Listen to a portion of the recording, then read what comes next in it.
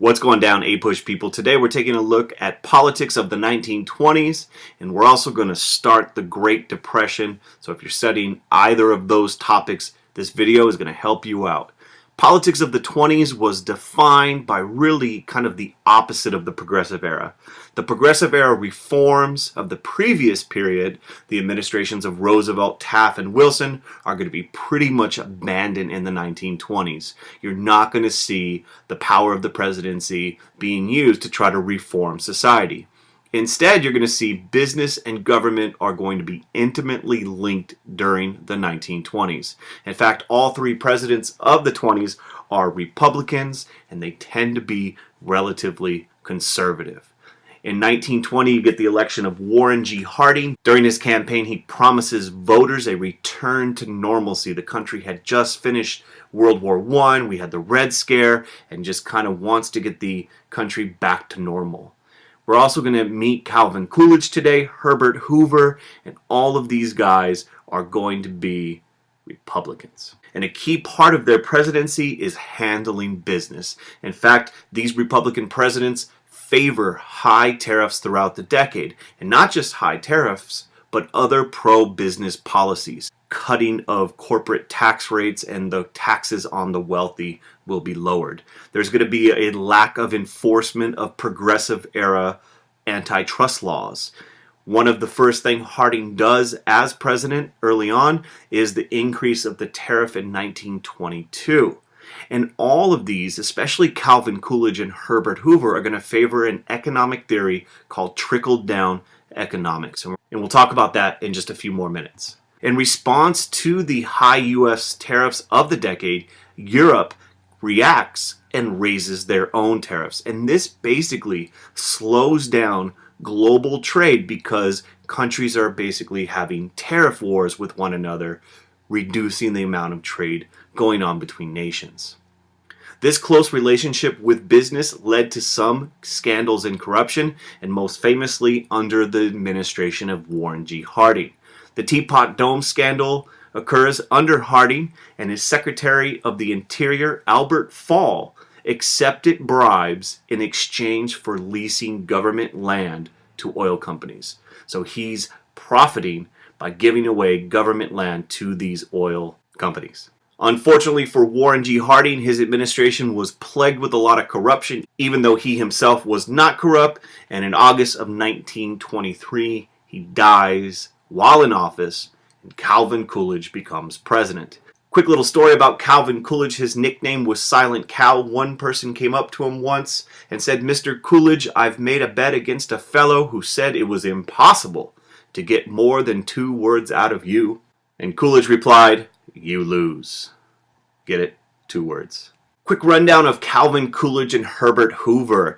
Calvin Coolidge continued the pro-business policies of Harding. In fact, one of the most remarkable things about Coolidge is that campaign sign. Not much else is happening under Coolidge. His famous quote, "The business of America is business." He also is the guy who signs the National Quota Act of 1924, which keeps out immigrants from Southern and Eastern Europe. He easily wins the election of 1924. However, you'll notice in the green, there is a third party.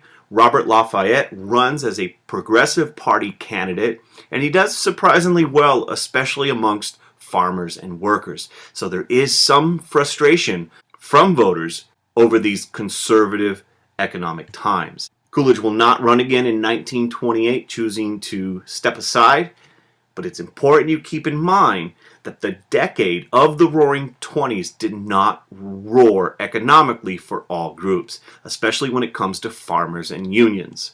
In fact, union membership declined throughout the 1920s. Workers' wages did rise, but union membership declines. And really, this is a result of many companies favoring an open shop, which means jobs are open to non-union workers. There was a general anti-union sentiment throughout the 1920s. Events such as the Red Scare, the Palmer raids had turned public opinion further against labor unions. Some companies practiced what was known as welfare capitalism, where they were voluntarily offering higher wages and benefits in the hopes that this would reduce the interest of workers in joining a union. Henry Ford famously used this approach.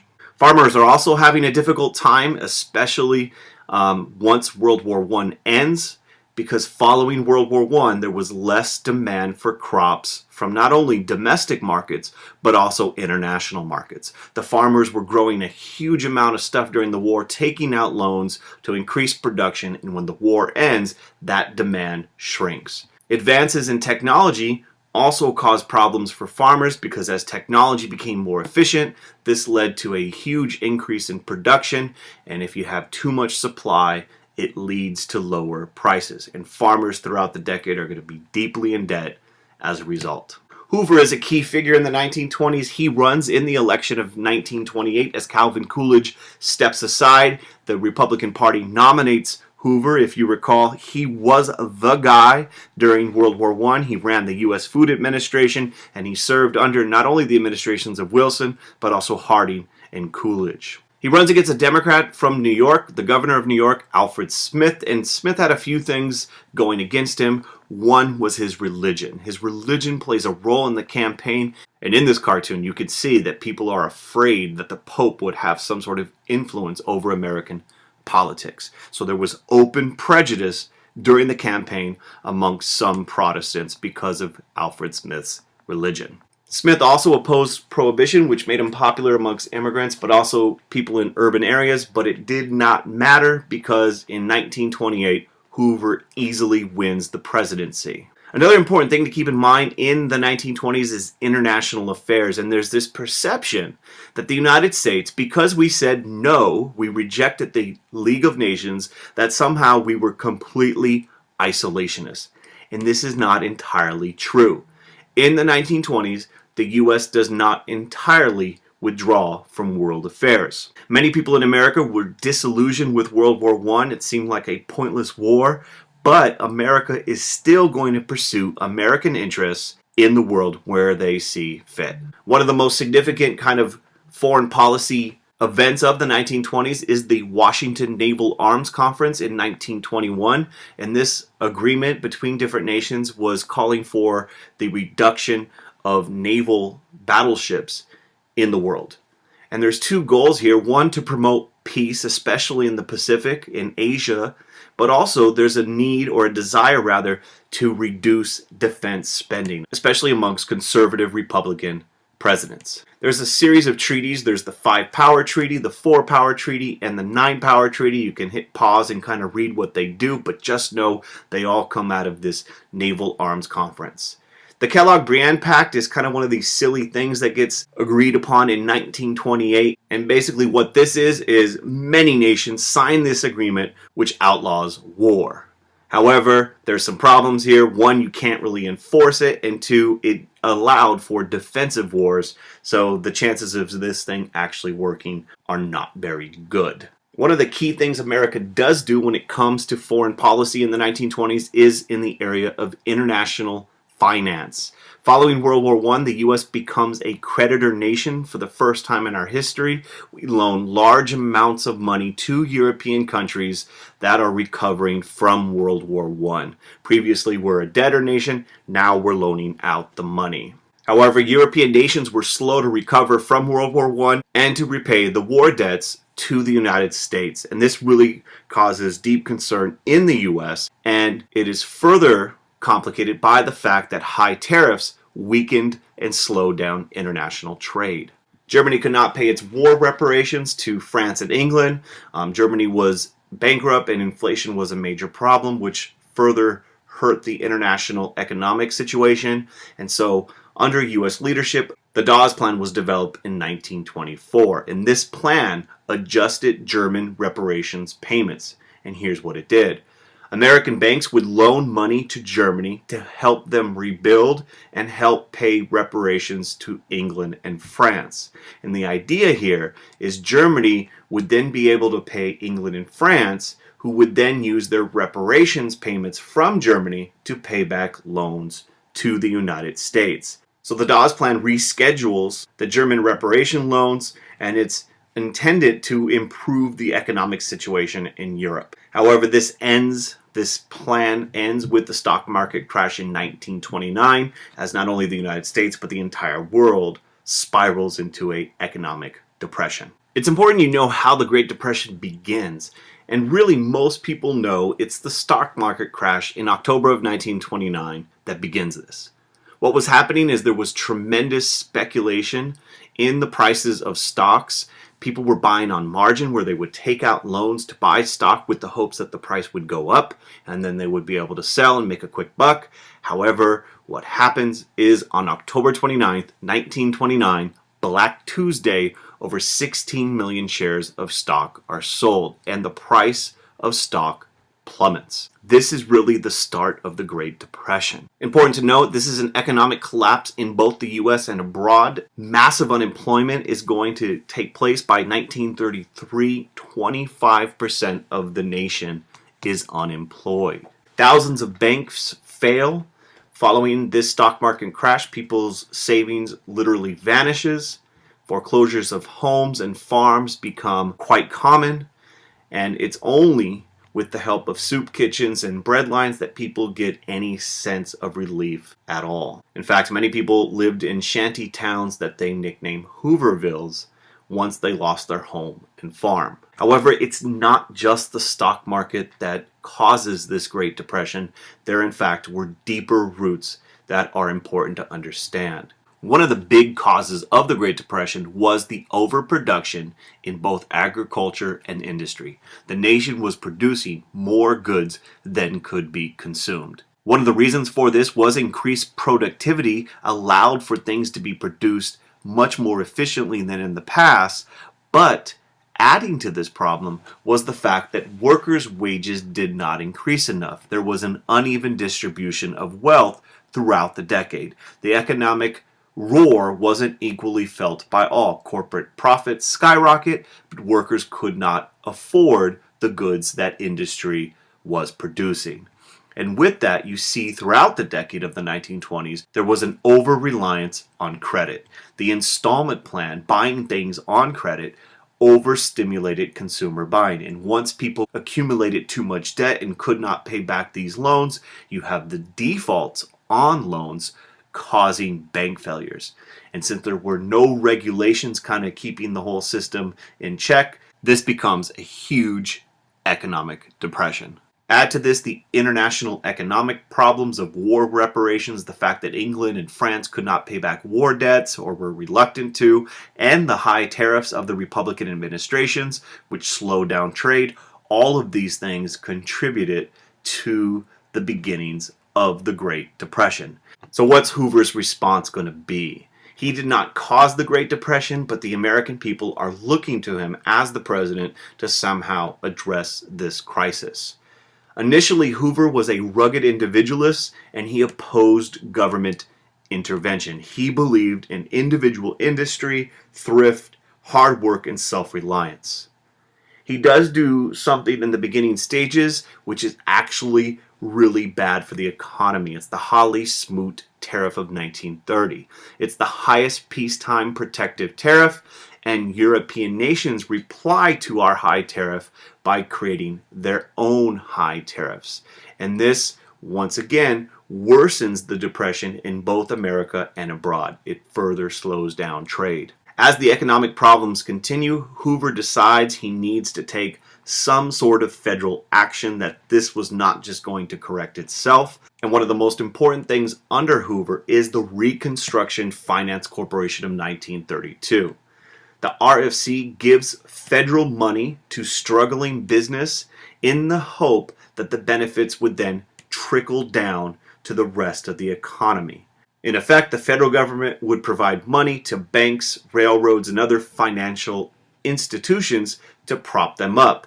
And the idea that money would then trickle down to the workers and the rest of the economy. These businesses, by getting this federal money, would stabilize wages, reduce layoffs, and other things which would help limit the impacts of the Great Depression. Important to note, under the RFC is that individuals would not be getting money from the government, it would be going to business. This is the idea of trickle-down economics. However, by 1932, things continued to be a hot mess in the United States. Millions of people were unemployed. Many farmers were losing their farms.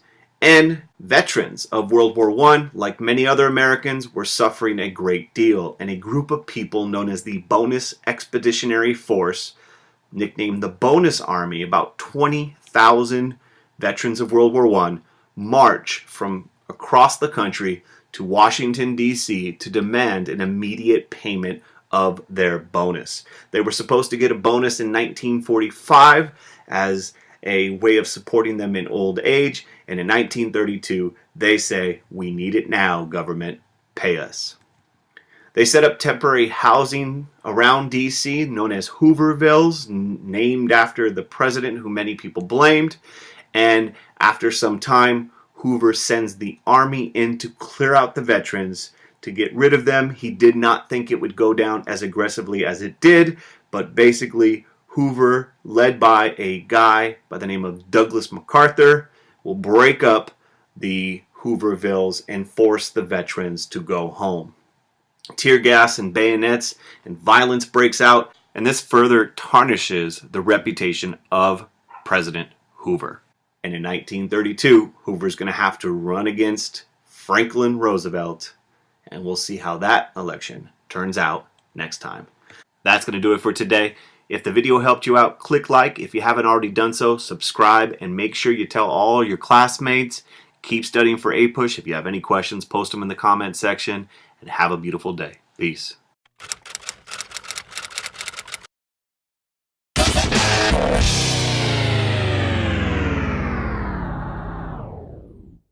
What's going down, APUSH people? Today we're taking a look at politics of the 1920s, and we're also going to start the Great Depression. So if you're studying either of those topics, this video is going to help you out.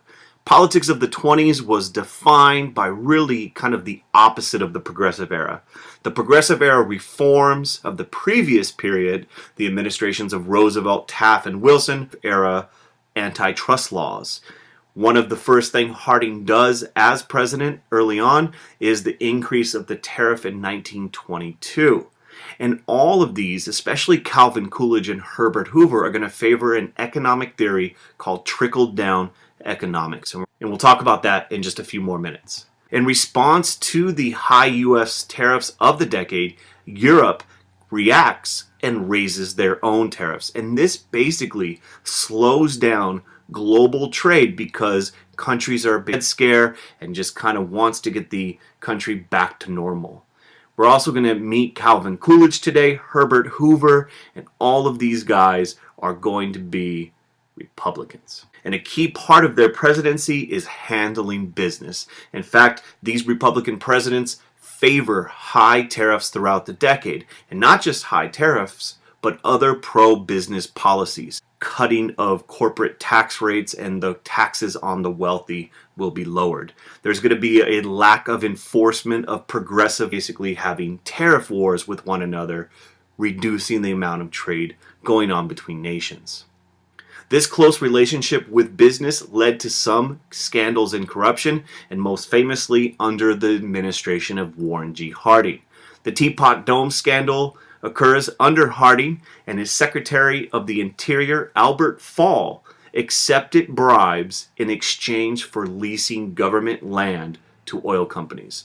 So he's profiting by giving away government land to these oil companies. Are going to be pretty much abandoned in the 1920s. You're not going to see the power of the presidency being used to try to reform society. Instead, you're going to see business and government are going to be intimately linked during the 1920s. In fact, all three presidents of the 20s are Republicans, and they tend to be relatively conservative. In 1920, you get the election of Warren G. Harding. During his campaign, he promises voters a return to normalcy. The country had just finished World War I. We had the Red